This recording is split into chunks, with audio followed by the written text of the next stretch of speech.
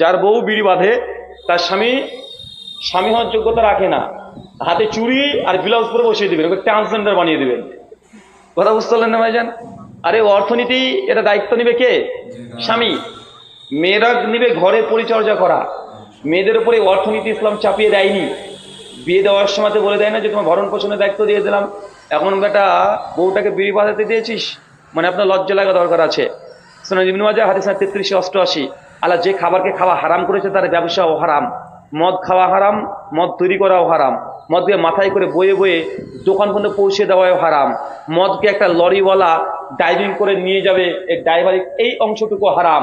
একজন কুলি মদ গাড়ি থেকে নামাবে, এর নামে যে উপার্জন করবে এটাও হারাম।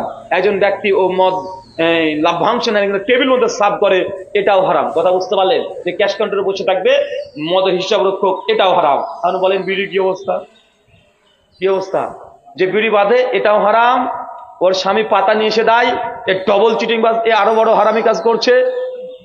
আবার বিড়ি বাঁধার পরে ও আবার দোকানে দিতে যাচ্ছে, তার মানে চিন্তা করেছেন কতগুলো গুনাহ একসঙ্গে করছে, মানে কত গুনাহ, মানে চক্র বৃদ্ধি হারে তার গুনাহ চলে আসবে। আল্লাহ সুবহানাহু ওয়া তাআলা এইসব গুনাহ থেকে আমাদের বেঁচে থাকার তৌফিক দান করেন, পড়ে আমিন।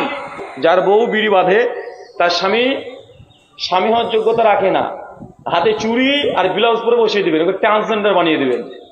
আমাদের মধ্যে যারা অসুস্থ আছে আল্লাহ সুবহানাহু ওয়া তাআলা তুমি শাফি, তুমি সুস্থতা দানকারী, আমাদের প্রত্যেককে তুমি শিফায়ে কুল্লিয়া দান করো।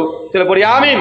আমাদের মধ্যে যারা মৃত্যুবরণ করেছে আল্লাহ, তা যদি শিরক না করে মৃত্যুবরণ করে তুমি তাকে ক্ষমা করে জান্নাতুল ফেরদৌস দান করো। চলে পড়ি আল্লাহুম্মা আমিন। আমাদের মধ্যে যারা এখনো হালাল উপার্জন করতে পারেন আল্লাহ সুবহানাহু ওয়া তাআলা তুমি তাদেরকে হালাল উপার্জন করার তৌফিক দান করো। চলে পড়ি আমিন। বিড়ি বাঁধার টাকা দিয়ে মসজিদ তৈরি হয়, এখন এই মসজিদে নামাজ পড়তে পারবেন কি পারবেন না, নাকি নাকি প্রশ্ন? ভাই শেষ করেন। বিড়ি বাঁধার মসজিদে টাকা, মানে বিড়ি বাঁধার টাকা দিয়ে মসজিদ নির্মাণ হয়েছে, হুজুর এখন কি দেব? শোনেন, একের পাপের বুঝে আরেকজনের উপরে বর্ত হবে না। ছেলে যদি গুনাহ করে বাপ অপরাধী নয়, বাপ যদি হারাম ইনকাম করে বউ ছেলেকে খাওয়ায় এই জন্য বউ ছেলে অপরাধী হবে না। কথা বুঝতে পারছেন? ইসলামী নীতিমালা হচ্ছে এইটা। দুই, আপনি যদি বিড়ির টাকা যদি অজান্তে যদি মসজিদে দিয়ে দেন, মসজিদ নাপাক হবে না। তবে যে ব্যক্তি দান করছে সে দানের নেকি সে পাবে না। কথা বুঝতে পারলেন ভাইজান?